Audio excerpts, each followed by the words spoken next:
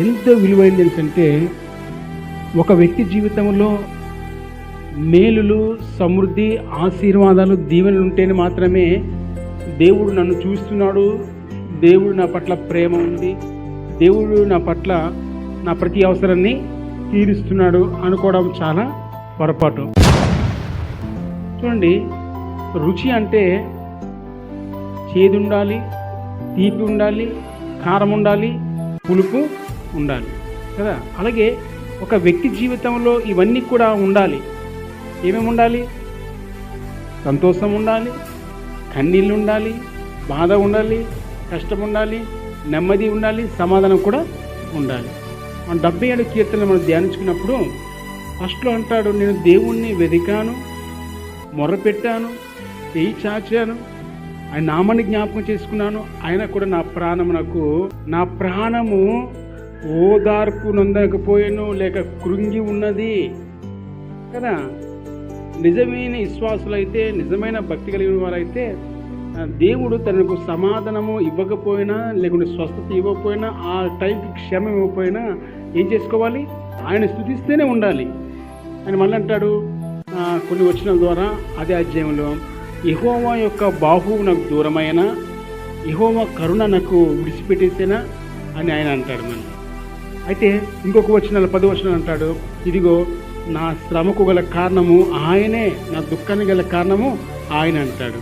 మళ్ళీ కొన్ని వచనాలకు వచ్చరికి అంటాడు, ఇదిగో నా దేవుడు ఆశ్చర్య కార్యాలు చేయవాడు ఆయనే అంటాడు. ఆ భక్తుడే అంటున్నాడు. అందుకే మళ్ళీ అంటున్నాడు ఏమనేసి అంటే, ఇదిగో పూర్వము నా దేవుడు నా పట్ల చేసిన కార్యములను, మేలులను మనసు నాకు తెచ్చుకుంటాను కదా. వాక్యాన్ని ప్రేమించాలని అంటే మనకి ఏముండాలి? ప్రేమ ఉండాలి కదా.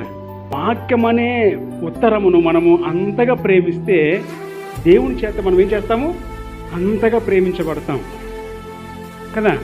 ఆయన అంటున్నాడు, ఆయన ఇదిగో తొలిటి దినములను నేనేం చేసుకుంటాను? జ్ఞాపకం చేసుకుంటాను. ఇప్పుడు చేయకపోవచ్చు, ఇప్పుడు నాకు దుఃఖం ఉండొచ్చు, ఇప్పుడు నాకు బాధ ఉండొచ్చు, నాకు కన్నీళ్ళు ఉండొచ్చు, కానీ మొదటలో నాకు చేసిన దేవుడు చేసిన కార్యాలు, మేళ్ళు అవెన్నో గొప్పవి అని చెప్పేసి భక్తులు ఏం చేసుకున్నాను? వాటిని జ్ఞాపకం చేసుకుంటున్నాను. ఇప్పుడు ఏమనుకోవచ్చు అంటే, దేవుని యొక్క నామానికే మహిమ కలుగునుగాక, నాకు దేవుడు నన్ను, నా కుటుంబాన్ని క్షేమంగా, ఆరోగ్యంగా ఇంతవరకు నన్ను బ్రతికించాడు.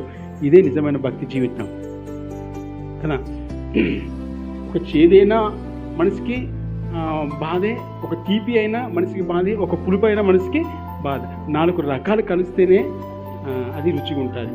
మన జీవితం ఎలాగుండాలి అంటే, దుఃఖాన్ని తట్టుకునే వారిగా ఉండాలి, ఆనందాన్ని తట్టుకునే వారిగా ఉండాలి, కన్నీళ్లను తట్టుకునే వారిగా ఉండాలి, బాధను కూడా యోగు వలె ఆస్వాదించే వారిగా ఉండాలి. సరే, ఈరోజు చదువుకున్న వాక్య భాగాన్ని జ్ఞాపకం చేసుకుందాం. చూడండి, ఇక్కడ భక్తుడు అంటున్నాడు, నా ప్రాణమా యెహోవాను సన్నుతించుము, నా అంతరంగమున్న సమస్తమా ఆయన పరిశుద్ధ నామమును సన్నుతించుము, నా ప్రాణమా యెహోవాను సన్నుతించుము, ఆయన చేసిన ఉపకారములలో దేనిని మరవకము. దేనిని? దేవుడు చేసిన ఉపకారాలను మనం ఏం చేయకూడదు, దేనిని కూడా మనం ఏం చేయకూడదు, మర్చిపోకూడదు. ఎందుకంటే దేవుడు చేసింది ఏంటి? ఉపకారం. నీకు ఉపకారం చేశాడు, నీకు మేలు చేశాడు.